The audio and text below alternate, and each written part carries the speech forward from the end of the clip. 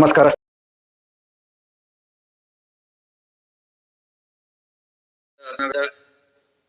ಈ 4 ವೇದಗಳ ಅಧ್ಯಯನವನ್ನ ಅಂದ್ರೆ ಪಠಣೆ ಮಾಡೋದನ್ನ ಕಲಿಬೇಕು. ಅಲ್ಲಿ ನಾನು ಹೇಳಿದೆ, ಅಲ್ಲಿ ನಾನು 3 ಬರ್ತವೆ, 3 ರೀತಿಯಲ್ಲಿ. ಒಂದು ಜೋರಾಗಿ ಹೇಳಿ ಅದು ಕೆಳಗೆ ಇಳಿಸೋದು, ಆಮೇಲೆ ಮೇಲೆ ಜೋರಾಗಿ ಹೇಳೋದು, ಹೀಗೆ 3 ಪ್ರಕಾರ ಬರ್ತವೆ. ಅದರ ಪ್ರಚಲಿತ ಅಂತ ಒಂದು 4ನೇದು ಬರುತ್ತೆ ಅಂತಂದು ನಾನು ನಿಮ್ಗೆ ಕೊನೆಯ ವಿಡಿಯೋದಲ್ಲಿ ಅಥವಾ ಅದಕ್ಕಿಂತ ಪೂರ್ವದ ವಿಡಿಯೋದಲ್ಲಿ ನಾನು ಹೇಳಿದೆ ನಿಮ್ಗೆ. ಉದಾತ್ತ, ಅನುದಾತ್ತ, ಸ್ವರಿತ, ಆಮೇಲೆ ಪ್ರಚಯ, ಇದೆಲ್ಲ ಬರುತ್ತೆ. ಇದನ್ನೆಲ್ಲ ಸರಿಯಾಗಿ ತಿಳ್ಕೋಬೇಕು. ಉದಾತ್ತ ಅಂದ್ರೆ ಏನು, ಅನುದಾತ್ತ ಅಂದ್ರೆ ಏನು, ಸ್ವರಿತ ಅಂದ್ರೆ ಏನು, ಆಮೇಲೆ ಪ್ರಚಯ ಅಂದ್ರೆ ಏನು, ಇದೆಲ್ಲ ಎಲ್ಲಿ ಬರುತ್ತೆ ಅಂದ್ರೆ ಈ ಪಾಣಿನಿಯವರ ಶಿಕ್ಷಾ ಗ್ರಂಥದಲ್ಲಿ ಇದೆಲ್ಲ ಮಾಹಿತಿ ನಿಮಗೆ ಬರುತ್ತೆ. ಆಮೇಲೆ ರಸಸ್ವರ, ದೀರ್ಘಸ್ವರ, ಪ್ಲೂತಕಾಲಗಳು, ಇದ್ರ ಬಗ್ಗೆ ಎಲ್ಲ ಅಲ್ಲಿ ಬರುತ್ತೆ. ಅನುಸ್ವರಗಳು ಯಾವುವು, ದೀರ್ಘಸ್ವರಗಳು ಯಾವುವು, ಇದೆಲ್ಲ ವ್ಯಾಕರಣದಲ್ಲಿ ಬರುವಂತದ್ದು, ಶಿಕ್ಷೆಯಲ್ಲಿ ಬರುವಂತವು. ಅದಕ್ಕೆ ನೀವು ಮೊದಲು ಇವುಗಳನ್ನ ಕಲಿಬೇಕು. ಶಿಕ್ಷೆಯನ್ನ ಮೊದಲು ಅಧ್ಯಯನ ಮಾಡಿ, ನಾವು ವೇದಗಳನ್ನ ಬಾಯ್ಪಾಠ ಮಾಡಿ ಸ್ವರಬದ್ಧವಾಗಿ ಅವುಗಳನ್ನು ಬಾಯ್ಪಾಠ ಮಾಡೋದು ಕಲಿಬೇಕು. ಅಂದ್ರೆ ಋಗ್ವೇದದಲ್ಲಿ 10 ಮಂಡಲಗಳು ಬಂದ್ರೆ, ಒಂದೊಂದು ಮಂಡಲದಲ್ಲಿ 1000 ಸೂತ್ರಗಳು ಬಂದ್ರೆ, ಋಗ್ವೇದ ಸೂತ್ರ ಎಷ್ಟುಗಳು ಅಂದ್ರೆ 10,128 ಏನೋ ಇದಾವೆ. ಅಷ್ಟು ಇದಾವೆ ಬರೀ ಋಗ್ವೇದ. ಅಥರ್ಣ ವೇದ ಜಾಸ್ತಿ ಇದೆ, ಋಗ್ವೇದ ಜಾಸ್ತಿ ಇದೆ, ಯಜುರ್ವೇದ, ಸಾಮವೇದ ಸ್ವಲ್ಪ ಕಡಿಮೆ ಇದೆ. ಹಿಂದೆ ನೋಡಿ, ಹಿಂದೆಲ್ಲ ಅವುಗಳನ್ನೆಲ್ಲ ಅಷ್ಟನ್ನೆಲ್ಲ ಕಂಠಪಾಠ ಇದ್ರು. ಹಿಂದೆ 4 ವೇದಗಳನ್ನ ಕಂಠಪಾಠ ಇದ್ರು. 4 ವೇದಗಳನ್ನೆಲ್ಲ ಕಂಠಪಾಠ ಇದ್ರು.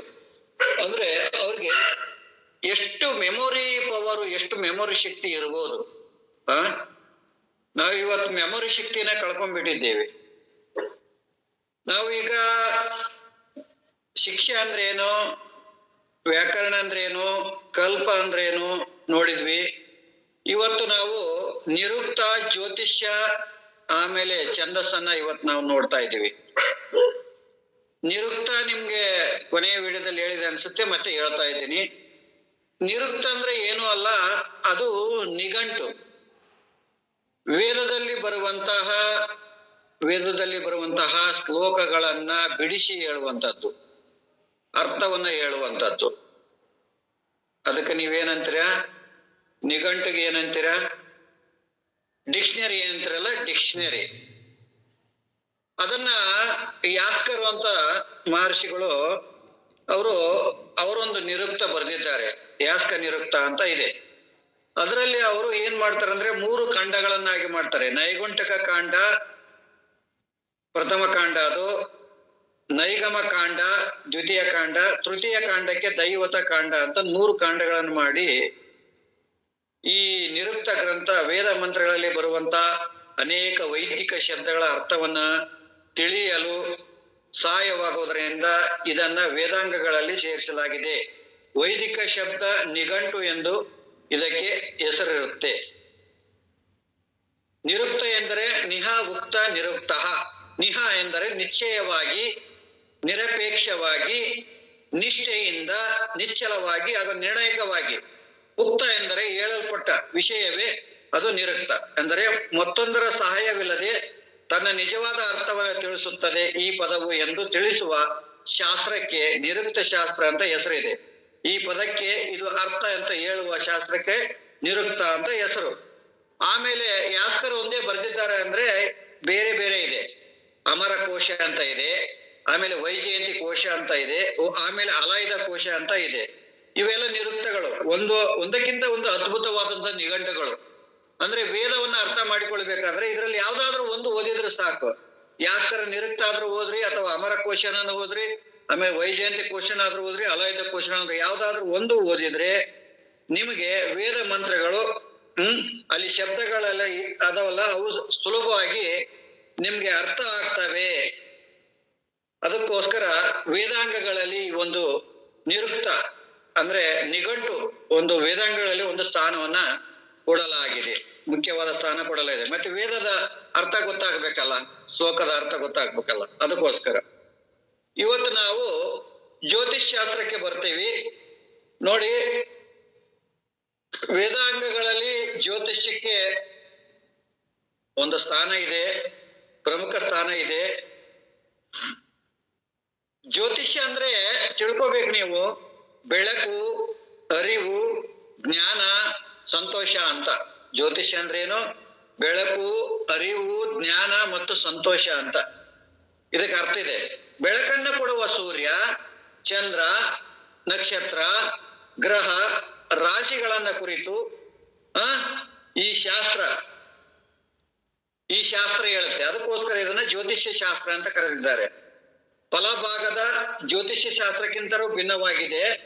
ವೇದಾಂಗಭೂತವಾದ ಜ್ಯೋತಿಷ್ ಶಾಸ್ತ್ರವು ಯಜ್ಞ ಯಾಗಾದಿ ಅನುಷ್ಠಾನಗಳಿಗೆ ಜ್ಯೋತಿಷ್ಯ ಶಾಸ್ತ್ರವು ಅವಶ್ಯವಾಗಿ ಬೇಕಾಗುತ್ತೆ. ಆಮೇಲೆ ಜ್ಯೋತಿಷ್ಯ ಶಾಸ್ತ್ರವನ್ನ ಅರಿಯುವುದನ್ನ ಋತ್ವಿಜನ್ಯ ಆಗಲಾರನು. ಅರಿಯದವನು ಅಂದ್ರೆ ಈ ಜ್ಯೋತಿಷ್ಯ ಶಾಸ್ತ್ರ ಗೊತ್ತಿಲ್ಲ ಅಂದ್ರೆ ಅವನು ಋತ್ವಿಜ ಆಗಲಾರನು ಅಂತಂದು ಹೇಳ್ತಾರೆ. ಋತ್ವಿಜ ಅಂದ್ರೆ ಈಗ ಹೋಮ ಯಾಗಾದಿಗಳಿಗೆ ಕುಂತಿರ್ತಾರಲ್ವಾ, ಅವರಿಗೆ ಹೆಸರುಗಳು ನಾನು ನಿಮ್ಗೆ ಮೊದಲೇ ಹೇಳಿದ. ಯಾರ್ಯಾರನ್ನ ಋಗ್ವೇದದಲ್ಲಿ ಬರ್ತಾರೆ ಹೋಮ ಮಾಡುವಾಗ 4 ಮೂಲೆಯಲ್ಲಿ 4 ದಿಕ್ಕಿನಲ್ಲಿ ಕುಂತವ್ರಿಗೆ ಏನೇನು ಅಂತಾರೆ ಅಂತಂದು, ಅದರಲ್ಲೇ ಋತ್ವಿಜ. ಆಮೇಲೆ ಲಗದ ಮಹರ್ಷಿಗಳು ಅವರು ಒಂದು ಜ್ಯೋತಿಷ್ಯ ಶಾಸ್ತ್ರ ಬರೆದಿದ್ದಾರೆ. ಅದು ವೇದಾಂಗ ಜ್ಯೋತಿಷ್ಯ ಅಂತ. ಲಗದರ ವೇದಾಂಗ ಜ್ಯೋತಿಷ್ಯ PDF ಸಿಗುತ್ತೆ ಅಥವಾ ಪುಸ್ತಕನೂ ಸಿಗುತ್ತೆ, ನೀವು ಅದನ್ನ ನೋಡ್ಬೋದು. ಆಮೇಲೆ ವರಾಹವೀರ ಬರೆದಿದ್ದಾನೆ, ಆಮೇಲೆ ಭಾಸ್ಕರಾಚಾರ್ಯ ಬರೆದಿದ್ದಾನೆ, ಆಮೇಲೆ ಆರ್ಯಭಟ ಬರೆದಿದ್ದಾನೆ. ಇವರೆಲ್ಲ ಜ್ಯೋತಿಷ್ಯ ಶಾಸ್ತ್ರ ಬರೆದಿದ್ದಾರೆ. ಲಗದ ಆದ್ಮೇಲೆ ನಿಮಗೆ ವರಾಹವೀರ, ಆಮೇಲೆ ಭಾಸ್ಕರಾಚಾರ್ಯ, ಆಮೇಲೆ ಆರ್ಯಭಟ, ಇವರೆಲ್ಲ ಜ್ಯೋತಿಷ್ಯ ಶಾಸ್ತ್ರ ಬರೆದಿದ್ದಾರೆ. ಇವುಗಳನ್ನ ನೀವು PDF ಅಥವಾ ನೀವು ಹುಡುಕಿದ್ರೆ ಸರ್ಚ್ ಮಾಡಿದ್ರೆ ಸಿಗುತ್ತವೆ. ಇವನ್ನ ನೀವು PDF ಡೌನ್ಲೋಡ್ ಮಾಡ್ಕೋಬಹುದು. ಇವೆಲ್ಲ ಅನಾದಿ ಕಾಲದಿಂದ ಜ್ಯೋತಿಷ್ಯ ಶಾಸ್ತ್ರ ವೇದಗಳ ಜೊತೆಯಲ್ಲಿ ಬೆಳೆದು ಬಂದಿರುತ್ತೆ. ಋತ್ವಿಜರಿಗೆ ಷಡಂಗಗಳ ಪರಿಚಯವು ಇರಲೇಬೇಕು. ಋತ್ವಿಜರಂದ್ರೆ ಹೋಮ ಮಾಡುವಂತ, ಯಜ್ಞಕ್ಕೆ ಕುಳಿತಿರುವಂತ ವ್ಯಕ್ತಿಗಳಿಗೆ ಅವನಿಗೆ ಷಡಂಗಗಳ ಒಂದು ಪರಿಚಯ ಇರಲೇಬೇಕು. ಇಷ್ಟ ಫಲ ಪ್ರಾಪ್ತಿಗೂ ಅನಿಷ್ಟ ಫಲ ಪ್ರಾಪ್ತಿ ಪರಿಹಾರಕ್ಕೂ ಅಪಾಯಗಳನ್ನು ಅನಾದಿಯಾದ ವೇದಗಳು ತಿಳಿಸುತ್ತವೆ. ಯಜ್ಞ ಯಾಗಾದಿ ಕರ್ಮಗಳನ್ನ ಉಪದೇಶಿಸುವುದೇ ವೇದಗಳ ಉದ್ದೇಶವು. ಈ ಯಜ್ಞ ಯಾಗಾದಿಗಳನ್ನ ವಿಹಿತ ಕಾಲದಲ್ಲಿ ಅನುಷ್ಠಾನ ಮಾಡಬೇಕು, ಆ ಕಾಲದಲ್ಲಿ ಮಾಡಬಾರದು. ಹೀಗಾಗಿ ಜ್ಯೋತಿಷ್ಯದ ಅರಿವು ವೇದ ಪುರುಷರಿಗೆ ಬೇಕು. ಯಾರು ಹೋಮ ಯಜ್ಞ ಯಾಗಾದಿಗಳನ್ನ ಮಾಡ್ತಾರೋ, ಆಮೇಲೆ ವೇದಗಳನ್ನ ಅರ್ಥ ಮಾಡ್ಕೊಂತಾರೋ, ವೇದಗಳನ್ನು ಓದ್ತಾ ಇದ್ದಾರೋ ಅವರಿಗೆ ಇದು ಅಜ್ಞಾನ ಇರಬೇಕು. ಯಾವ ಸಂದರ್ಭದಲ್ಲಿ ನಾವು ಹೋಮ ಯಾಗ ಯಜ್ಞಗಳನ್ನ ಮಾಡ್ಬೇಕೆಂಬ ಜ್ಞಾನ ಅವ್ರಿಗಿರಬೇಕು. ಯಾವುದೇ ಶಾಸ್ತ್ರಕ್ಕೂ ಕರ್ಮಗಳನ್ನ ಅನುಷ್ಠಾನ ಮಾಡಬೇಕಾದ್ರೂ ಸರಿಯಾದ ಕಾಲವು ಬೇಕೇ ಬೇಕು. ತಿಥಿ, ವಾರ, ನಕ್ಷತ್ರ, ಯೋಗ, ಕರಣ ಎಂಬ ಪಂಚಾಂಗದ ಜ್ಞಾನಕ್ಕೂ ಜ್ಯೋತಿಷ್ಯ ಶಾಸ್ತ್ರದ ಅರಿವು ಬೇಕಲ್ಲವೇ? ದರ್ಶ ಪೂರ್ಣಮಾಸ, ಜ್ಯೋತಿಷ್ಠೋಮ, ಚತುರ್ಮಾಸ, ಸೋಮಯಾಗಾದಿ ಕರ್ಮಗಳನ್ನ ಸಕಾಲದಲ್ಲಿ ಮಾಡಬೇಕಾದರೆ, ಕಾಲದ ಅರಿವು ಉಂಟಾಗಬೇಕಾದ್ರೆ ಅದಕ್ಕೆ ಜ್ಯೋತಿಷ್ಯದ ತಿಳುವಳಿಕೆ ಅವಶ್ಯ ಬೇಕೇ ಬೇಕು. ಇಲ್ಲಿ ಅಮಾಸಿ, ಹುಣಿವೆ, ಆಮೇಲೆ ಚಾತುರ್ಮಾಸ, ಸೋಮಯಾಗಾದಿ ಕರ್ಮಗಳು ಸಕಾಲ ಮಾಡಬೇಕಾದ್ರೆ ಇದೆಲ್ಲ ಜ್ಞಾನ ಎಲ್ಲಿಂದ ಸಿಗುತ್ತೆ ಅಂದ್ರೆ ನಿಮಗೆ ಜ್ಯೋತಿಷ್ಯದಲ್ಲಿ ಸಿಗುತ್ತೆ. ಅದಕ್ಕೆ ನಿಮ್ಗೆ ಜ್ಯೋತಿಷ್ಯ ಶಾಸ್ತ್ರಕ್ಕೆ ಗ್ರಂಥಗಳು ಅಂದ್ರೆ ಲಗದ ಮಹರ್ಷಿ ಬರೆದದ್ದ ವೇದಾಂಗ ಜ್ಯೋತಿಷ್ಯ, ಆಮೇಲೆ ವರಹವೀರನ ಜ್ಯೋತಿಷ್ಯ, ಆಮೇಲೆ ಭಾಸ್ಕರಾಚಾರ್ಯರ ಜ್ಯೋತಿಷ್ಯ, ಆರ್ಯಭಟರ ಜ್ಯೋತಿಷ್ಯ, 4 ಜ್ಯೋತಿಷ್ಯ ಶಾಸ್ತ್ರಗಳು ಸಿಗುತ್ತವೆ. ಯಾವ್ದಾದ್ರನ್ನ ಒಂದು ತೆಗೆದುಕೊಂಡು ನೀವು ಅಧ್ಯಯನ ಮಾಡಬಹುದು ಹೆಚ್ಚಿನ ಮಾಹಿತಿಗೆ. ಆಮೇಲೆ ನಾವೀಗ ಕೊನೆಯದಾಗಿ ಛಂದಶಾಸ್ತ್ರಕ್ಕೆ ಬಂದಿದ್ದೀವಿ. ಛಂದಶಾಸ್ತ್ರ ಅಂದ್ರೆ ಇಲ್ಲಿ ನಾವು ತಿಳ್ಕೋಬೇಕು, ಯಾವುದೇ ಒಂದು ರಾಮಾಯಣ ಮಹಾಭಾರತ ಯಾವುದೇ ಒಂದು ಗ್ರಂಥ ಕೆಲವೊಂದು ಛಂದಸ್ನಲ್ಲಿ ಇರುತ್ತೆ. ಗಾಯತ್ರಿ, ಉಷ್ಣಿಕ, ತ್ರಿಷ್ಟುಪ, ಅನುಷ್ಟಪ ಮುಂತಾದ ನಿಯತಾಕ್ಷರವಾದಂತ ಸಾಯಿಗಳಾದ ಶ್ಲೋಕಗಳ ಎಂದ ಅರ್ಥ. ಅಂದ್ರೆ ನಿಯತಾಕ್ಷರಗಳ ಪಾದಗಳಿಂದ ಕೊನೆಗೊಳ್ಳುವ ಮಂತ್ರಗಳಿಗೆ ರುಕ್ ಎಂದ ಹೆಸರು. ಛಂದಸ್ಸಿನ ಜ್ಞಾನವಿಲ್ಲದೆ ಹೋದರೆ ಅಂತವರು ರುಕ್ಕುಗಳನ್ನು ಸರಿಯಾಗಿ ಉಚ್ಚರಿಸಲು ಸಾಧ್ಯವಾಗುವುದಿಲ್ಲ. ಆದ್ದರಿಂದ ಛಂದಃ ಪೌದಃ ತೋ ವೇದಶ್ಯ. ಛಂದಶಾಸ್ತ್ರವು ವೇದಕ್ಕೆ ಪಾದಗಳಂತೆ ಅಂತ ಪಾಣಿನಿ ಮಹರ್ಷಿಗಳು ಹೇಳ್ತಾರೆ. ವೇದಕ್ಕೆ ಪಾದಗಳಂದ್ರೆ ಯಾವುವು ಅಂದ್ರೆ ಛಂದಶಾಸ್ತ್ರ. ಛಂದಃ ಸಕಾರತಃ ನಪುಂಸಕಲಿಂಗ ಛಂದಶಬ್ದ ಛಂದಃ ಛಂದಾಸಿ ಛಂದಾಸಿ ಎಂದು ರೂಪಗಳು. ಅಂದ್ರೆ ಮನನ ಶಬ್ದದಂತೆ ಆಗುತ್ತದೆ ಇರಲಿ. ಛಂದಶಾಸ್ತ್ರವು ವೇದಾಂಗಗಳಲ್ಲಿ ಒಂದು. ಇಲ್ಲಿ ಛಂದಸ್ ಎಂದರೆ ಗಾಯತ್ರಿ, ಉಷ್ಣಿಕ, ತ್ರಿಷ್ಟುಪ, ಅನುಷ್ಟುಪ. ಈಗ 4 ಛಂದಸ್ಸುಗಳು ಇರ್ತವೆ. ನೀವು ಯಾವುದೇ ರಾಮಾಯಣ, ಮಹಾಭಾರತ, ಭಾಗವತ, ಪುರಾಣ, ಧರ್ಮಶಾಸ್ತ್ರ, ಸ್ಮೃತಿ, ಆಗಮ ಇವು ಎಲ್ಲವೂ ಕೂಡ ಛಂದೋಬದ್ಧವಾದಂತ ಶ್ಲೋಕಗಳಿಂದನೇ ಕೂಡಿರ್ತವೆ. ಅದಕ್ಕೆ ಪಾಣಿನಿ ಮಹರ್ಷಿಗಳು ಛಂದಶಾಸ್ತ್ರ ಎಂಬುದು ವೇದಾಂಗಗಳಲ್ಲಿ ಇದು ವೇದ ಪುರುಷನಿಗೆ ಕಾಲುಗಳಿದ್ದಂಗೆ ಅಂತ ಹೇಳಿದ್ದಾರೆ.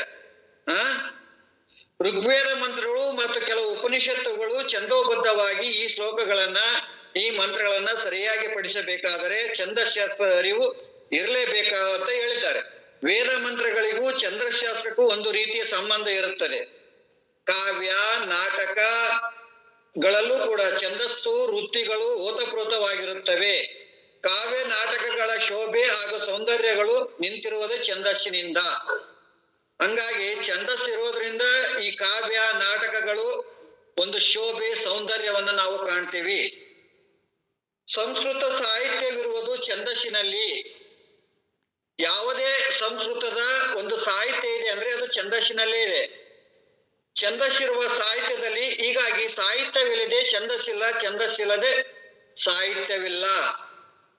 ಸಂಸ್ಕೃತ ಲೌಕಿಕ ವೈದಿಕ ಸಾಹಿತ್ಯಗಳಲ್ಲಿಯೂ ಛಂದಸ್ಸು, ಛಂದಸ್ಸುಗಳಲ್ಲಿ ಲೌಕಿಕ ವೈದಿಕ ಸಾಹಿತ್ಯವು ಅನನ್ಯವಾಗಿ ಕೂಡಿಕೊಂಡಿದೆ. ಹೀಗಾಗಿ ಛಂದಶಾಸ್ತ್ರ ಅರಿವಿಲ್ಲದವನಿಗೆ ವೇದ ಮಂತ್ರಗಳನ್ನಾಗಲಿ ಶ್ಲೋಕಗಳನ್ನಾಗಲಿ ಸರಿಯಾಗಿ ಸ್ಪಷ್ಟವಾಗಿ ಉಚ್ಚರಿಸಲು ಸಾಧ್ಯವಾಗದು. ಇನ್ನು ಈ ವೇದ ಮಂತ್ರಗಳ ಅಥವಾ ಶ್ಲೋಕ ಅರ್ಥವಂತೂ ಅವರಿಗೆ ತಿಳಿಯದು. ಹೀಗಾಗಿ ವೇದಗಳಲ್ಲಿ ಛಂದಶಾಸ್ತ್ರ ಒಂದು ಎಂದು ಋಷಿಗಳು ಹೇಳ್ತಾರೆ. ಋಗ್ವೇದದ ಅಗ್ನಿಮೇಳೆ ಪುರೋಹಿತಂ, ಋಗ್ವೇದದಲ್ಲಿ ಪ್ರಥಮ ಶ್ಲೋಕ ಇದು. ಅಗ್ನಿಮೇಳೆ ವಿರೋಹಿತಂ ಪುರೋಹಿತಂ ಎಂಬ ಪ್ರಥಮ ಮಂತ್ರವು ಗಾಯತ್ರಿ ಛಂದಸ್ಸಿನಲ್ಲಿದೆ. ವೇದೋಜ್ಞಾನವು ವೇದ ಪಾಠಕರಿಗೆ ಬೇಕೇ ಬೇಕು. ಇದನ್ನು ನೀವು ತಿಳ್ಕೋಬೇಕು. ಅಂದ್ರೆ 4 ಪ್ರಕಾರದ ಛಂದಸ್ಸುಗಳು ಇರ್ತವೆ. ನೀವು ಓದುವಂತ ಎಲ್ಲಾ ಗ್ರಂಥಗಳಲ್ಲಿ ಕೂಡ ಛಂದಸ್ಸು ಇರುತ್ತೆ. ಅದು ಯಾವ ಛಂದಸ್ಸು ಅಂತ ನೀವು ತಿಳ್ಕೋಬೇಕು. ಗಾಯತ್ರಿ ಛಂದಷ್ಟ, ಉಷ್ಣಿಕ ಛಂದಸ್ಸ, ತ್ರಿಪುಷ್ಟಪ ಛಂದಷ್ಟ, ಅನುಷ್ಟಪ ಛಂದಷ್ಟ ಅಂತಂದು ನೀವು ತಿಳ್ಕೋಬೇಕು. ಅಂದ್ರೆ ಛಂದಸ್ಸಿನ ಜ್ಞಾನ ನಿಮಗೆಲ್ಲ ಇರಬೇಕು. ಈಗ ಉದಾಹರಣೆ ಹೇಳ್ಬೇಕಂದ್ರೆ ಛಂದಶಾಸ್ತ್ರವು ವೇದಾಂಗಗಳಲ್ಲಿ ಒಂದು. ಮಂತ್ರಗಳನ್ನ ಪಠಿಸುವುದಕ್ಕೂ ಅರ್ಥ ಜ್ಞಾನಕ್ಕೂ ಛಂದ ಜ್ಞಾನ ಅವಶ್ಯವಾಗಿ ಬೇಕೇ ಬೇಕು. ಪಿಂಗಳಾದಿ ಆಚಾರ್ಯರು ಛಂದಶಾಸ್ತ್ರವನ್ನು ರಚಿಸಿದ್ದಾರೆ. ಛಂದಶಾಸ್ತ್ರ ಯಾರು ಬರೆದಿದ್ದಾರೆ ಅಂದ್ರೆ ಪಿಂಗಳಾದಿ ಆಚಾರ್ಯರು ಈ ಛಂದಶಾಸ್ತ್ರವನ್ನು ರಚಿಸಿದ್ದಾರೆ. ಮ ಯ ರ ಸ ತ ಜ ಬ ನ ಲ ಗ ಇದು ಸಮಿತಂ ಎಂದು 8 ಗುಣಗಳನ್ನು ಲಘು ಗುರುಗಳೆಂದು ತಿಳಿಸಿದ್ದಾರೆ. ಯ ಮ ತ ರ ಜ ಬ ನ ಸ ಲ ಗಂ ಎಂದು ಸೂತ್ರವೂ ಇದೆ. ಆದಿ ಮಧ್ಯಾವಾಸೇನೇಶು ಯರಾತಯಾಂತಿ ಲಾಘವಾಂ ಬಾಜಸ ಗೌರವಂ ಯಾತಿ ಮೌನಂತು ಗುರು ಲಾಘವ. ಆದಿ ಲಘುವಾದರೆ ಯಗಣ, ಮಧ್ಯ ಲಘುವಾದರೆ ರಗಣ, ಅಂತ್ಯ ಲಘುವಾದರೆ ತಗಣ, ಆದಿ ಗುರುವಾದರೆ ಬಗಣ, ಮಧ್ಯ ಗುರುವಾದರೆ ಜಗಣ, ಅಂತ್ಯ ಗುರುವಾದರೆ ಸಗಣ, ಸರ್ವ ಗುರುವಾದರೆ ಮಗಣ, ಸರ್ವ ಲಘುವಾದರೆ ನಗಣ. ಹೀಗೆ 8 ಗಣಗಳನ್ನ ಮಾಡಿ ಅದರ ಮೇಲೆ ಭಿನ್ನ ಭಿನ್ನ ವೃತ್ತಗಳನ್ನು ಹೇಳಿದ್ದಾರೆ. ಗಾಯತ್ರಿ ಛಂದಸ್ಸಿನಲ್ಲಿ 3 ಪಾದಗಳು 24 ಅಕ್ಷರಗಳು ಇರುತ್ತವೆ. ಗಾಯತ್ರಿ ಛಂದಸ್ಸಿನಲ್ಲಿ 3 ಪಾದಗಳು ಇರ್ತವೆ, 24 ಅಕ್ಷರಗಳು ಇರ್ತವೆ. ಚತುರ್ವಿಂಶಾಕ್ಷರಂ ತ್ರಿಪದಂ ಗಾಯತ್ರಿ ಎಂದಿದ್ದಾರೆ. ನೀವೇನು ಗಾಯತ್ರಿ ಮಂತ್ರ ಹೇಳ್ತಾರಲ್ಲ ಅದರಲ್ಲಿ 24 ಅಕ್ಷರಗಳಿದ್ದಾವೆ, ಆಮೇಲೆ 3 ಪಾದಗಳಿದ್ದಾವೆ. ಉಷ್ಣಕ ಛಂದಸ್ಸಿನಲ್ಲಿ ಒಟ್ಟು 28 ಅಕ್ಷರಗಳು ಇರ್ತವೆ. ಎಲ್ಲಿ 28 ಅಕ್ಷರಗಳು ಇರ್ತವೋ ಅದು ಉಷ್ಣಿಕ ಛಂದಸ್ಸು. ಆಮೇಲೆ ಅನುಷ್ಟಪ ಛಂದಸ್ಸಿನಲ್ಲಿ ಒಂದು ಶ್ಲೋಕದಲ್ಲಿ 32 ಅಕ್ಷರಗಳು ಇರ್ತವೆ. ಅನುಷ್ಟಪ ಛಂದಸ್ಸಿನಲ್ಲಿ 32 ಅಕ್ಷರಗಳು ಇರ್ತವೆ. 8 ಅಕ್ಷರಗಳಿಗೆ ಒಂದು ಪಾದದಂತೆ 4 ಪಾದಗಳಿಂದ 32 ಅಕ್ಷರಗಳಿದ್ದರೆ ಅದಕ್ಕೆ ಅನುಷ್ಟಪ ಛಂದಸ್ಸು ಅಂತ ಕರೀತಾರೆ. ಆಮೇಲೆ ಪಂಚಮಂ ಲಘು ಸರ್ವತ್ರಂ ಸಪ್ತಮಂ ದ್ವಿಚರ್ ದ್ವಿಚರ್ ದ್ವಿಚರ್ತಯೋಹ ಪುಷ್ಯಂ ಗುರು ವಿಜಾನಿಯತ್ ಏತತ್ ಶ್ಲೋಕಸ್ಯ ಲಕ್ಷಣಂ. ಅಂದ್ರೆ ಸರ್ವತ್ರ 5ನೇ ಅಕ್ಷಯ ಲಘು, ಸರ್ವತ್ರ 5ನೇ ಅಕ್ಷರ ಲಘು, 2 ಮತ್ತು 4ನೆಯ ಪಾದಗಳಲ್ಲಿ ಸಪ್ತಮಾಕ್ಷರವು ಲಘುವಾಗಿರಬೇಕು, 4 ಚರಣಗಳಲ್ಲಿ 6ನೇ ಅಕ್ಷರವು ಗುರುವಾಗಿರಬೇಕು. ಹೀಗಿದ್ದರೆ ಅದಕ್ಕೆ ಅನುಷ್ಟ ಛಂದಸ್ಸು ಅಂತ ಹೆಸರು. ವೇದ ಮಂತ್ರಗಳಲ್ಲಿ ಗಾಯತ್ರಿ, ಉಷ್ಣಿಕ, ಅನುಷ್ಟಪ, ಬೃಹತಿ, ತ್ರಿಷ್ಟಪ, ಜಗತಿ ಛಂದಸ್ಸುಗಳು ಇರ್ತವೆ. ಈ ವಿಷಯಗಳನ್ನೆಲ್ಲ ನಮಗೆ ವಿಸ್ತಾರವಾಗಿ ತಿಳಿಸುವ ಶಾಸ್ತ್ರವೇ ಛಂದಶಾಸ್ತ್ರ. ಇದನ್ನು ಯಾರು ಬರೆದಿದ್ದಾರೆ? ಪಿಂಗಳಾದಿ ಋಷಿಗಳು ಛಂದಶಾಸ್ತ್ರ ಬರೆದಿದ್ದಾರೆ. ಇದನ್ನು ನಾವು ಸರಿಯಾಗಿ ಅರ್ಥ ಮಾಡಿಕೊಂಡ್ರೆ ನಾವು ಛಂದಸ್ಸು ನಮಗೆ ಅರ್ಥ ಆಗುತ್ತೆ. ವ್ಯಾಕರಣಾದಿ ಅಷ್ಟಾಧ್ಯಾಯಿ ಸೂತ್ರನ ರಚಿಸಿರುವಂತಹ ಪಾಣಿನಿ ಮಹರ್ಷಿಗಳು ಶಿಕ್ಷಾ ಗ್ರಂಥವನ್ನ ಬರೆದಿದ್ದಾರೆ. ಇದಕ್ಕೆ ಪಾಣಿನಿ ಶಿಕ್ಷಾ ಗ್ರಂಥ ಎಂದು ಹೆಸರು. ಇದರಲ್ಲಿ ಪಾಣಿನಿಗಳು ಛಂದಃ ಪೌದಹಾತು ವೇದಶ್ಯ ಅಂದ್ರೆ ಛಂದಶಾಸ್ತ್ರವು ವೇದಕ್ಕೆ 2 ಕಾಲುಗಳು ಎಂದಿದ್ದಾರೆ. ಇದರಿಂದ ವೇದ ಜ್ಞಾನಕ್ಕೂ ವೇದೋಚ್ಚಾರಣೆಗೂ ಛಂದಶಾಸ್ತ್ರಕ್ಕೂ ಬಹು ಮುಖ್ಯವಾದಂತ ಒಂದು ಸಂಬಂಧ ಇದೆ ಅಂತ ತಿಳ್ಕೋಬೇಕು. ಈಗ ಮನುಷ್ಯನಿಗೆ ಪಾದಗಳು ಮುಖ್ಯವಾದ ಅಂಗ ಆಗಿದೆ. ಈಗ ಮನುಷ್ಯನಿಗೆ 2 ಕಾಲುಗಳು, ಈ ಪಾದಗಳು ಮುಖ್ಯವಾದ ಅಂಗ. ಆ ಪಾದಗಳಿಂದಲೇ ಮನುಷ್ಯನು ನಿಲ್ಲಬಲ್ಲ, ಓಡಾಡಬಲ್ಲ, ಭಾರವಾದ ಪದಾರ್ಥಗಳನ್ನು ಹೊರಬಲ್ಲ. ಪಾದಗಳು ಆರೋಗ್ಯವಾಗಿದ್ದರೆ ಮನುಷ್ಯನು ಆರೋಗ್ಯವಂತನಾಗಬಲ್ಲ. ಸುಮಾರು 60 kg 70 kg 80 kg 100 kg ತೂಕವನ್ನ ಶರೀರ ಹೊತ್ಕೊಳ್ಳಬಲ್ಲ. ಅವನ 2 ಕಾಲುಗಳಿಗೆ ಏನಾದರೂ ತೊಂದರೆಯಾದರೆ, ಓಡುವುದಕ್ಕೂ ಆಗದೆ ಹೋದರೆ ಅವನ ಜೀವನ ನಿರಸವಾದಂತೆ. ಸದ್ಗುರುಗಳು ಪಾದಗಳಿಗೆ ನಾವು ಪೂಜೆಯನ್ನು ಮಾಡ್ತೇವೆ ಅಲ್ವಾ? ಯಾಕೆಂದ್ರೆ ಸದ್ಗುರುಗಳ ಪಾದಕ್ಕೆ ಭಕ್ತಿರುಗಳಿಂದ ಕಾಮಧೇನುವಿನಂತೆ. ಹೀಗೆ ವೇದ ಪುರುಷರಿಗೆ ವೇದಶಾಸ್ತ್ರವೇ ಪಾದಗಳಾಗಿದ್ದಂತೆ ಪದ್ಯರೂಪವಾದ ಹಾಗೂ ಶ್ಲೋಕರೂಪವಾದ ಋಗ್ಮಂತ್ರಗಳು ಸರಿಯಾಗಿ ಪಾರಾಯಣ ಮಾಡಬೇಕಾದ್ರೆ ಛಂದಶಾಸ್ತ್ರದ ಜ್ಞಾನವು ಬಹುಮುಖ್ಯವಾಗಿ ಬೇಕು. ಗದ್ಯ ರೂಪವಾದ ವ್ಯಾಖ್ಯೆಗಳಿಂದಲೂ ಪದ್ಯಾತ್ಮಕವಾದ ಮಂತ್ರಗಳನ್ನ ಹೇಳುವುದಕ್ಕೂ ಕೇಳೋದಕ್ಕೂ ಆನಂದವಾಗುತ್ತದೆ. ಛಂದಸ್ಸಿನಲ್ಲಿ ಹೇಳುವಾಗ ಭಿನ್ನ ಭಿನ್ನ ಸ್ತರಗಳ ಸ್ವರಗಳು ಸಂತೋಷದಾಯಕವಾಗುತ್ತವೆ. ಶುಷ್ಕವಾದ ಗದ್ಯಕ್ಕಿಂತಲೂ ಛಂದೋಬದ್ಧವಾದ ಪದ್ಯಾತ್ಮಕ ಮಂತ್ರಗಳು ಪಠಣದಿಂದ ನಮ್ಮ ವಾಕು ಮನಸ್ಸುಗಳೆರಡು ಅರಳುತ್ತವೆ ಅಲ್ಲವೇ? ಗದ್ಯ ವಾಕ್ಯಗಳಿಂತಲೂ ಪದ್ಯ ಅಥವಾ ಶ್ಲೋಕಗಳು ಕೇಳುವುದಕ್ಕೂ ಗಂಟು ಮಾಡುವುದಕ್ಕೂ ಅಂದ್ರೆ ಕಂಠಪಾಠ ಮಾಡುವುದಕ್ಕೂ ಹೇಳುವುದಕ್ಕೂ ಸುಲಭವಾಗುತ್ತವೆ. ಆದ್ದರಿಂದ ಕಾಳಿದಾಸಿ ಮಹಾಮೇಧಾವಿಗಳು, ಕಾಳಿದಾಸರಂತ ಮಹಾಮೇಧಾವಿ ಮಹಾ ಕವಿಪುಂಗವರು ಛಂದೋಬದ್ಧವಾದ ಮನೋಹರಿಗಳಾದ ಪದ್ಯಗಳಿಂದಲೇ ತಮ್ಮ ಮಹಾಕಾವ್ಯಗಳನ್ನು ರಚಿಸಿರುತ್ತಾರೆ. ಚಂಪು ಕಾವ್ಯಗಳಲ್ಲಿಯೂ ಗದ್ಯ ಪದ್ಯಾತ್ಮಕ ಕಾವ್ಯ ಚಂಪು ರಿಕ್ತಭಿಯತೆ, ಗದ್ಯ ಪದ್ಯಗಳ ಜೊತೆಯಲ್ಲಿಯೇ ಪದ್ಯಗಳು ಇರುತ್ತವೆ. ಅಂತೂ ಒಟ್ಟಿನಲ್ಲಿ ಕಾಲಿಲ್ಲದೆ ಮನುಷ್ಯನಿಲ್ಲ, ಅದರಂತೆ ಛಂದೋಬದ್ಧವಾದ ಪದ್ಯಗಳಿಲ್ಲದೆ ವೇದಗಳಿಲ್ಲ. ಆದ್ದರಿಂದ ಛಂದ ಪೌದಹಾತು ವೇದಶೆ ಅಂತ ಕರೆದಿದ್ದಾರೆ. ಇದಕ್ಕೆ ಛಂದಸ್ಸು ಬೇಕೇ ಬೇಕು. ಇದನ್ನ ನೀವೆಲ್ಲ ತಿಳ್ಕೋಬೇಕು. ಈಗ ನಾವು ವೇದಾಂಗಗಳು ಎಂಬುವಂತಹ ಈ ಒಂದು ಸಬ್ಜೆಕ್ಟ್ ಅನ್ನ ನಾವು ಇವತ್ತಿನ ಕ್ಲಾಸಲ್ಲಿ ಮುಗಿಸ್ತಾ ಇದ್ದೀವಿ. ಶಿಕ್ಷ, ವ್ಯಾಕರಣ, ಕಲ್ಪ, ನಿರುಕ್ತ, ಜ್ಯೋತಿಷ್ಯ, ಛಂದಸ್ಸು, ಈ 6 ಷಡಂಗಗಳು ಅಂತ ಕರೀತಾರೆ. ಮೊದಲು ನಾವು ಇವುಗಳನ್ನ ಅಧ್ಯಯನ ಮಾಡಬೇಕು. ನಾನು ಇದರಲ್ಲಿ ಅನೇಕ ಗ್ರಂಥಗಳ ಬಗ್ಗೆ ನಾನು ನಿಮ್ಗೆ ಹೇಳಿದ್ದೇನೆ. ಆ ಗ್ರಂಥಗಳನ್ನ ನೀವು ಬರ್ಕೊಂಡು PDF ಅಲ್ಲಿ ಸಿಕ್ಕರೆ ಸಂಸ್ಕೃತದಲ್ಲಿ, ಹಿಂದಿ, ಇಂಗ್ಲಿಷ್ ನಲ್ಲಿ ಸಿಗ್ತವೆ. ನಿಮ್ಗೆ ಯಾವ ಭಾಷೆ ಸುಲಭ ಅನ್ಸುತ್ತೋ ಅದರಲ್ಲಿ PDF ಡೌನ್ಲೋಡ್ ಮಾಡ್ಕೊಂಡು ನೀವು ಅವುಗಳನ್ನ ಅಧ್ಯಯನ ಮಾಡಬೇಕು. ಆಮೇಲೆ 14 ವಿದ್ಯೆಗಳು ಅಂತ ಕರೀತಾರಲ್ಲ, ಅವು ಯಾವುವು ಅಂತ ನೋಡುವ. ಅಪೌರುಷವಾದ ವೇದಗಳ ತಾತ್ಪರ್ಯವನ್ನು ಮನುಷ್ಯನು ತನ್ನ ಅಲ್ಪಮತಿಯಿಂದ ತಿಳಿಯಲು ಸಾಧ್ಯವಿಲ್ಲ. ಆದ್ದರಿಂದ ಇತಿಹಾಸ ಪುರಾಣಿಗಳ ಸಹಾಯದಿಂದಲೂ ಷಡಾಂಗಗಳ ಸಹಾಯದಿಂದಲೂ ವೇದಗಳನ್ನು ತಿಳಿಯಬೇಕು ಅಂತ ಪ್ರಾಚೀನ ಮಹರ್ಷಿಗಳು ಹೇಳಿದ್ದಾರೆ. ಇತಿಹಾಸ ಪುರಾಣಗಳಿಂದ ವೇದ ಅರ್ಥವನ್ನು ತಿಳಿಯಬೇಕು. ಅಲ್ಪಶ್ರುತನನ್ನು ಕಂಡಾಗ ಇವನು ನನ್ನ ನಿಜವಾದ ಅರ್ಥವನ್ನು ತಿಳಿಯದೆ ತಿರುಚಿ ಬಿಟ್ಟ ತಪ್ಪಾರ್ಥವನ್ನು ಮಾಡಿಯಾನೋ ಎಂದು ಭಾವಿಸಿ ವೇದಗಳು ಎದರ್ತಾವಂತೆ. ಅಂದ್ರೆ ಅಜ್ಞಾನಿಯನ್ನ ಕಂಡ್ರೆ ಈ ಷಡಂಗಗಳ ಜ್ಞಾನ ಇಲ್ದವನು ವೇದಗಳನ್ನು ಓದಕ್ ಹೋದ್ರೆ ಆ ವೇದಗಳು ಎದರಿ ಬಿಡ್ತಾವಂತೆ. 14 ವಿದ್ಯಾ ಸಾಧನೆಗಳಿಂದಲೇ ವೇದಾರ್ಥವನ್ನ ಅರಿಯಬೇಕು. ಅಂದ್ರೆ ಈ ವೇದಾರ್ಥವನ್ನ ತಿಳ್ಕೋಬೇಕಾದ್ರೆ 14 ವಿದ್ಯಾ ಸಾಧನೆಗಳು ತಿಳ್ಕೋಬೇಕು ಅಂತ ಹೇಳ್ತಾರೆ. ಯಾವುವು? ಷಡಾಂಗಗಳು 4 ಷಡಾಂಗಗಳು 4 ವೇದಗಳು, ಮೀಮಾಂಸಾ ಅಧ್ಯಾಯ, ನ್ಯಾಯಶಾಸ್ತ್ರ, 18 ಪುರಾಣ, ಧರ್ಮಶಾಸ್ತ್ರ. ಈ 14ಕ್ಕೆ ವಿದ್ಯಾಸ್ಥಾನಗಳೆಂದ ಹೆಸರು. ಇವುಗಳ ಸಹಾಯದಿಂದಲೇ ವೇದಗಳ ತಾತ್ಪರ್ಯವನ್ನ ಅರಿಯಬೇಕು. ಇವು ಎಲ್ಲ ಓದಿದ ಮೇಲೆ ನಿಮ್ಗೆ ವೇದದ ಅರ್ಥ ಆಗುತ್ತೆ ಅಂತಂದು ಹೇಳ್ತಾರೆ. 18 ಪುರಾಣಗಳು,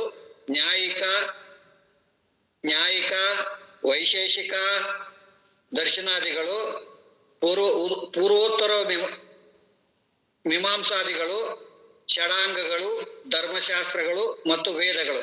ಈ 14 ಶಾಸ್ತ್ರಗಳು ವೇದಾರ್ಥ ನಿರ್ಣಯಕ್ಕೂ ಧರ್ಮಾರ್ಥ ನಿರ್ಣಯಕ್ಕೂ ಸಾಧನೆಗಳಾಗಿವೆ ಅಂತಂದು ಹೇಳ್ತಾರೆ. ಹೀಗಾಗಿ ವೇದಾರ್ಥ ನಿರ್ಣಯಕ್ಕೆ ಷಡಾಂಗಗಳು, ಶಿಕ್ಷಾ,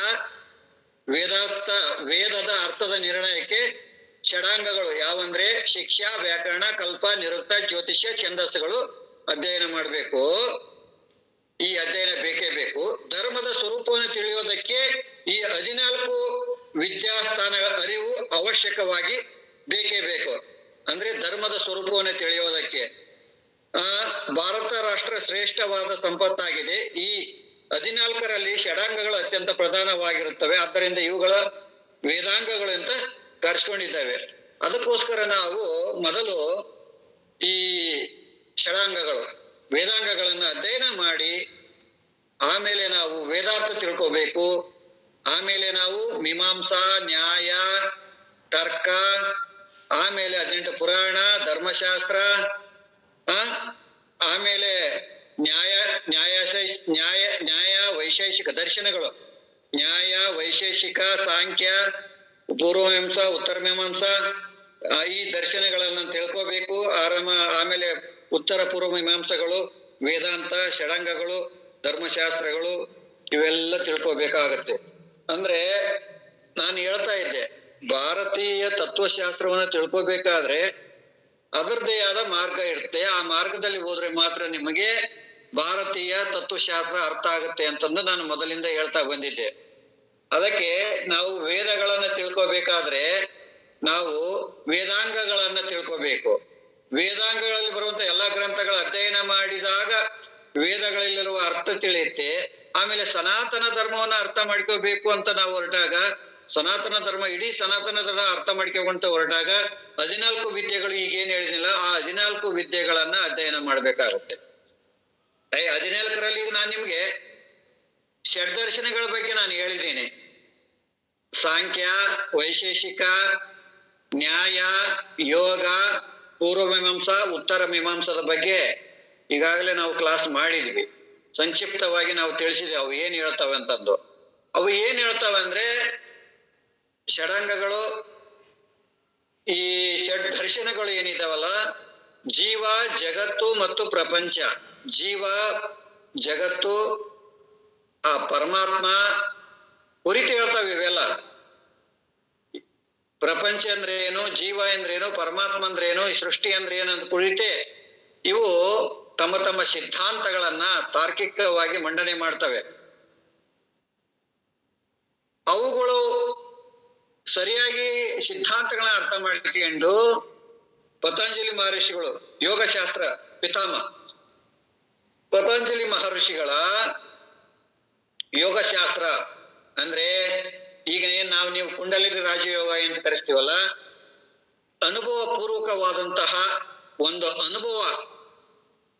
ಯಾವುದು ಥಿಯರಿ ಇದೆಯಲ್ಲ ಅದನ್ನ ನಾವು ಪ್ರಾಕ್ಟಿಕಲ್ ಆಗಿ ಕಲಿಸ್ಕೊಡ್ತೀವಿ. ಅದಕ್ಕೆ ನಾವೇನಂತೀವಿ, ಯೋಗ ದರ್ಶನ ಅಂತ ಕರಿತೀವಿ. ನಾವು ಈ ಕುಂಡಲಿನಿ ರಾಜಯೋಗ ಏನ್ ಕಲಿಸ್ತಾ ಇದೀವಲ್ಲ ಇದು ಯೋಗ ದರ್ಶನ. ಅಂದ್ರೆ ದರ್ಶನಗಳಲ್ಲಿ ಬರುತ್ತೆ ಇದು ಪ್ರಾಕ್ಟಿಕಲ್ ಆಗಿ ನಿಮ್ಗೆ ಅನುಭವ ಮಾಡಿ ತೋರಿಸುತ್ತೆ. ಬ್ರಹ್ಮ ಅಂದ್ರೇನು, ಜೀವ ಅಂದ್ರೇನು, ಜಗತ್ ಅಂದ್ರೇನು ಎಂಬುದು ನಿಮ್ಗೆ ಪ್ರಾಕ್ಟಿಕಲ್ ಆಗಿ ಅನುಭವ ಮಾಡಿ ತೋರಿಸುತ್ತೆ. ಉಳಿದ 6 ದರ್ಶನಗಳು, ಇನ್ನು 5 ದರ್ಶನಗಳೇನದವ ಅವು ಅವು ಏನಿದ್ರು ಥಿಯರಿ ಹೇಳ್ತವೆ, ಅವು ಥಿಯರಿ ಹೇಳ್ತವೆ. ನಾವು ನಿಮ್ಗೆ ಪ್ರಾಕ್ಟಿಕಲ್ ಆಗಿ ಮಾಡಿ ತೋರಿಸ್ತಾ ಇದ್ದೀವಿ, ಪ್ರಾಕ್ಟಿಕಲ್ ಆಗಿ ನಿಮ್ಗೆ ಕಲಿಸ್ಕೊಡ್ತಾ ಇದ್ದೀವಿ. ಈಗ ನೀವು ಏನ್ ಮಾಡ್ಬೇಕು ಅಂದ್ರೆ, ಈ ವೇದಗಳನ್ನ ನಾವು ಸರಿಯಾಗಿ ನಾವು ಅಧ್ಯಯನ ಮಾಡಬೇಕು ಅಂತ ಯಾರಿಗೆ ಆದ್ರೂ ಪ್ರಶ್ನೆಗಳಿದ್ರೆ, ಅಥವಾ ನಿಮಗೆ ಕಲಿಬೇಕೆಂಬ ಒಂದು ಆಶೆ ಇದ್ರೆ, ನೀವು ಮೊದಲು ಏನ್ ಮಾಡ್ಬೇಕಂದ್ರೆ, ಕನ್ಕ್ಲೂಷನ್ ಹೇಳ್ತಾ ಇದ್ದೀನಿ, ಮೊದಲು ಏನ್ ಮಾಡ್ಬೇಕಂದ್ರೆ ನೀವು ಮೊದಲು ಸಂಸ್ಕೃತವನ್ನ ಕಲಿಬೇಕು. ಫಸ್ಟ್ ಸಂಸ್ಕೃತವನ್ನ ಕಲಿಬೇಕು. ನೀವು ಯೂಟ್ಯೂಬ್ ಅಲ್ಲಿ ಫ್ರೀ ಆಗಿ ಎಷ್ಟೋ ಜನ ಕಲಿಸ್ಕೊಡ್ತಾ ಇದ್ದಾರೆ ಸಂಸ್ಕೃತ. ನೀವು ಸಂಸ್ಕೃತವನ್ನ ಮೊದಲು ಕಲಿಬೇಕು. ಅದನ್ನ ಕಲಿತ ಮೇಲೆ ಪಾಣಿನಿ ಅವರ ಶಿಕ್ಷಾಶಾಸ್ತ್ರ ಅಂತ ಇದೆ, ಪಾಣಿನಿ ಶಿಕ್ಷಾಶಾಸ್ತ್ರ ಅಂತ ಇದೆ, ಡೌನ್ಲೋಡ್ ಮಾಡ್ಕೊಳ್ಳಿ. ಅದನ್ನು ಸರಿಯಾಗಿ ಅಧ್ಯಯನ ಮಾಡ್ಕೊಂಡು, ಶಿಕ್ಷಾಶಾಸ್ತ್ರ ಸರಿಯಾಗಿ ಅಧ್ಯಯನ ಮಾಡಿ ವೇದಗಳನ್ನ ಉಚ್ಚಾರಣೆ ಮಾಡೋದು ಕಲಿಬೇಕು. ವೇದಗಳ ಉಚ್ಚಾರಣೆ ಕಲಿಬೇಕು ಲಯಬದ್ಧವಾಗಿ. ಅಥವಾ ಯಾರಾದ್ರೂ ಗುರುಗಳು ಸಿಕ್ಕರೆ ಗುರುವಿನ ಮೂಲಕ ವೇದಗಳ ಉಚ್ಚಾರಣೆ ಕಲಿಬೇಕು. ಆ ವೇದಗಳ ಉಚ್ಚಾರಣೆಯನ್ನ ಕಲಿತ ನಂತರ, ಅವುಗಳೆಲ್ಲ ಕಂಠಪಾಠ ಮಾಡಿದ ನಂತರ ನೀವು ಪಾಣಿನಿಯ ವ್ಯಾಕರಣ ಇದೆ, ಅದನ್ನ ಓದಬೇಕು. ಆಮೇಲೆ ಆ ಪಾಣಿನಿ ವ್ಯಾಕರಣಕ್ಕಿಂತ ಮೊದಲು ಲಘು ಸಿದ್ಧಾಂತ ಇದೆ, ಲಘು ಸಿದ್ಧಾಂತ ಕೌಮುದಿ ಅಂತ ಇದೆ, ಅದನ್ನ ನೀವು ಅಧ್ಯಯನ ಮಾಡಬೇಕು. ಮತ್ತೆ ಪಾಣಿನಿ ವ್ಯಾಕರಣ ಎರಡನ್ನೂ ಸೇರಿ ಅಧ್ಯಯನ ಮಾಡ್ಬೇಕು. ನೀವು ಮೊದಲು ಲಘು ಸಿದ್ಧಾಂತವನ್ನ ಅಧ್ಯಯನ ಮಾಡಿ, ಆಮೇಲೆ ಪಾಣಿನಿ ಅಷ್ಟಾಧ್ಯಾಯ ಅಧ್ಯಯನ ಮಾಡಿ, ಆಮೇಲೆ ಪತಾಂಜಲಿ ಮಹರ್ಷಿಗಳು ಮಹಾಭಾಷ್ಯ ಅಂತ ಬರೆದಿದ್ದಾರೆ. ಪಾಣಿನಿ ಮಹರ್ಷಿಗಳ ಒಂದು ಪಾಣಿನಿ ವ್ಯಾಕರಣಕ್ಕೆ ಮಹಾಭಾಷ್ಯ ಅಂತ ಬರೆದಿದ್ದಾರೆ. ಅದನ್ನ ನೀವು ಅಧ್ಯಯನ ಮಾಡ್ಬೇಕು. ಅದನ್ನ ಅಧ್ಯಯನ ಮಾಡಿದ ಮೇಲೆ ನಿಮಗೆ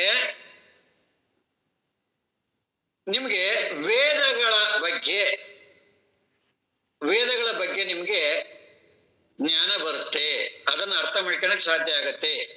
ಆಮೇಲೆ ನೀವು ಮಹಾಭಾಷ್ಯ ಓದಿದ್ಮೇಲೆ ಆಮೇಲೆ ವರರುಚಿಗಳು ಅಂತಂದು ವಾರ್ತಿಕಕಾರರು ಇದ್ದಾರೆ, ಅವ್ರದ್ದು ಒಂದು ಗ್ರಂಥ ಬರೆದಾರೆ, ಅದನ್ನು ಓದಬೇಕು.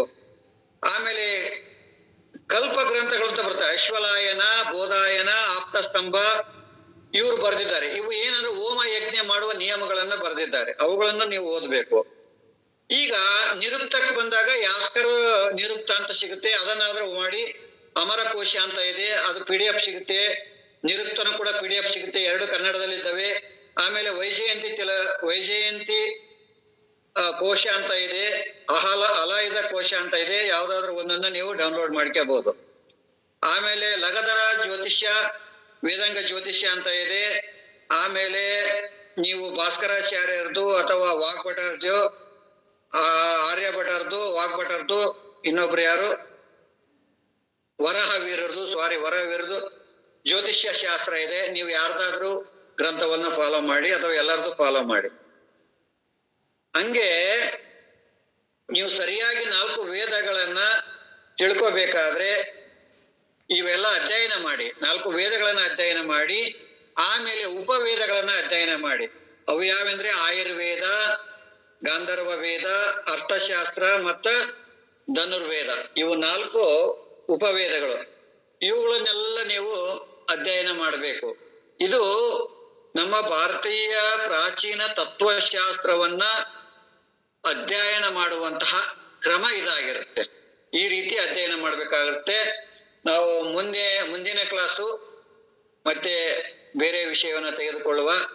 ಏನಾದರೂ ಪ್ರಶ್ನೆಗಳಿದ್ರೆ ಕೇಳಬಹುದು. ಇವತ್ತಿಗೆ ನಾವು ವೇದಾಂಗಗಳನ್ನ ಕಂಪ್ಲೀಟ್ ಮಾಡಿದ್ವಿ, ವೇದಾಂಗ ಕ್ಲಾಸ್ ಅನ್ನ ಮುಗಿಸಿದ್ವಿ ನಾವು ಇವತ್ತಿಗೆ. ಶಿಕ್ಷಾ, ವ್ಯಾಕರಣ, ಕಲ್ಪ, ನಿರುಕ್ತ, ಜ್ಯೋತಿಷ್ಯ, ಛಂದಸ್ಸು ನಾವು ಸಂಕ್ಷಿಪ್ತವಾಗಿ ಏನ್ ಹೇಳ್ತಾವೆ ಅಂತ ಹೇಳಿದ್ವಿ. ಆದ್ರೆ ಇದರಲ್ಲಿ ಒಂದನ್ನು ನಾವು ಪೂರ್ತಿ ಮಾಡಿಲ್ಲ. ಶಿಕ್ಷೆನೂ ಪೂರ್ತಿ ಮಾಡಿಲ್ಲ, ವ್ಯಾಕರಣನೂ ಪೂರ್ತಿ ಮಾಡಿಲ್ಲ, ಕಲ್ಪ, ನಿರುಕ್ತ, ಜ್ಯೋತಿಷ್ಯನೂ ಪೂರ್ತಿ ಮಾಡಿಲ್ಲ. ಯಾಕಂದ್ರೆ ಅವಕ್ಕೆ ಅವದೇ ಆದ ಗ್ರಂಥ ತಗೋಬೇಕು, ಅವುಗಳನ್ನ ಸಂಸ್ಕೃತ ಒಂದು ಓದಿ ಅವುಗಳನ್ನ ತಿಳ್ಕೋಬೇಕು. ಅದನ್ನ ನಿಮ್ಗೆ ಬಿಡ್ತಾ ಇದ್ದೀನಿ ನಾನು. ಆ ಕೆಲಸವನ್ನ ನೀವು ಮಾಡ್ಬೇಕು. ಅದರಲ್ಲಿ ಏನಿದೆ ಎಂಬುದನ್ನ ಸಂಕ್ಷಿಪ್ತ ಒಂದು ರುಚಿ ನಿಮಗೆ ತೋರಿಸಿದ್ದೀನಿ. ಅದನ್ನ ನೀವು ಆಳವಾಗಿ ಹೋಗ್ಬೇಕಂದ್ರೆ ಆ ಗ್ರಂಥಗಳನ್ನ ತೆಗೆದುಕೊಂಡು ಅಧ್ಯಯನ ಮಾಡ್ಬೇಕಾಗುತ್ತೆ. ಒಂದೊಂದು ಗ್ರಂಥಗಳನ್ನ ತೆಗೆದುಕೊಂಡೇ ಅರ್ಥ ಮಾಡ್ಕೊಂತ ಹೋಗ್ಬೇಕು. ಶಿಕ್ಷಕ ಅಂದ್ರೆ ಈ ಪಾಣಿನಿಯವರ ಶಿಕ್ಷಾ ಗ್ರಂಥ ಓದ್ಬೇಕು, ವ್ಯಾಕರಣ ಅಂದ್ರೆ ಪಾಣಿನಿ ಮಹರ್ಷಿ ವ್ಯಾಕರಣ ಓದ್ಬೇಕು. ಹೀಗೆ ಒಂದೊಂದು ಇದಕ್ಕೂ ಕೂಡ ಒಬ್ಬೊಬ್ಬರು ಗ್ರಂಥಗಳಿದ್ದಾವೆ, ಅವುಗಳನ್ನ ತಗೊಂಡು ಅಧ್ಯಯನ ಮಾಡಿ ಆಮೇಲೆ ವೇದಗಳ ಅರ್ಥವನ್ನು ತಿಳ್ಕೊಳಕ್ ಪ್ರಯತ್ನ ಮಾಡ್ಬೋದು. ನೀವು ಏನಾದ್ರೂ ಪ್ರಶ್ನೆಗಳಿದ್ರೆ, ಯಾರನ್ನ ಪ್ರಶ್ನೆ ಮಾಡೋರಿದ್ರೆ ಮಾಡ್ಬೋದು.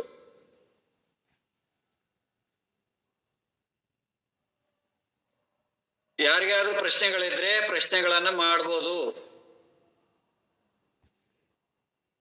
ಮುಂದಿನ ವಾರ ಏನ್ ಸಬ್ಜೆಕ್ಟ್ ತಗೊಳೋದು ಅಂತಂದು ನೋಡುವ, ಯಾವ ಸಬ್ಜೆಕ್ಟ್ ತಗೊಳವ ಅಂತಂದು. ಈಗ ನಾವು ಗೂಗಲ್ ಮೀಟ್ ಕ್ಲಾಸ್ ಸ್ಟಾರ್ಟ್ ಮಾಡಿದ್ಮೇಲೆ ನಾವು ಷಡ್ದರ್ಶನಗಳನ್ನು ಮುಗಿಸಿದ್ವಿ, ವೇದಾಂಗಗಳನ್ನ ಮುಗಿಸಿದ್ವಿ. ಆಮೇಲೆ 4 ವೇದಗಳು ಏನ್ ಹೇಳ್ತವೆ, ಒಂದೊಂದು ವೇದ ಏನ್ ಹೇಳುತ್ತೆ ಎಂಬುದನ್ನು ಕೂಡ ನಾವು ಹೇಳಿದ್ದೀವಿ. ಆಮೇಲೆ ಆಳವಾದ ಜ್ಞಾನ ಬೇಕು ಅಂದ್ರೆ ವೇದಾಂಗಗಳನ್ನ ಕಲಿತು, ಗ್ರಂಥಗಳನ್ನ ಅಧ್ಯಯನ ಮಾಡ್ಕೊಂಡು, ವ್ಯಾಕರಣ ಕಲಿತು, ಸಂಸ್ಕೃತ ಕಲಿತು, ವ್ಯಾಕರಣ ಕಲಿತು, ಅವುಗಳೆಲ್ಲ ಈ ನಾನು ಹೇಳಿದ ಮಾರ್ಗದಲ್ಲಿ ಹೋಗಿ ನೀವು ಅದರ ಪೂರ್ಣ ಅರ್ಥವನ್ನ ನೀವು ತಿಳ್ಕೋಬಹುದು. ನಾನು ಸಂಕ್ಷಿಪ್ತವಾಗಿ ನಿಮ್ಗೆ ಏನ್ ಹೇಳುತ್ತೆ ಅಂತಂದು ಹೇಳ್ಕೊಂತ ಹೋಗ್ತಾ ಇದ್ದೀನಿ. ಮತ್ತೆ ಯಾರಿಗಾದ್ರೂ ಪ್ರಶ್ನೆ ಇದ್ರೆ ಕೇಳಬಹುದು. ನಾನು ಇವತ್ತಿನ ಕ್ಲಾಸ್ ಮುಗಿಸ್ತಾ ಇದ್ದೀನಿ. ಪ್ರಶ್ನೆ ಇದೆಯಾ ಯಾರಿಗಾದ್ರೂ?